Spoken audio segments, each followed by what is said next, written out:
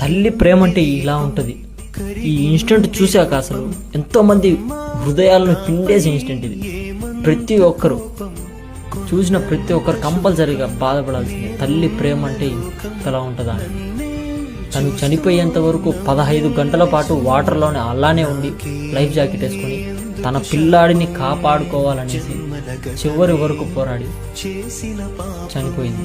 తన పిల్లాడు చనిపోయాడు, తను చనిపోయింది. ఈ ఇన్సిడెంట్ వచ్చేసి మధ్యప్రదేశ్లో జబల్పూర్లో ఒక డ్యామ్లో అయితే జరిగింది.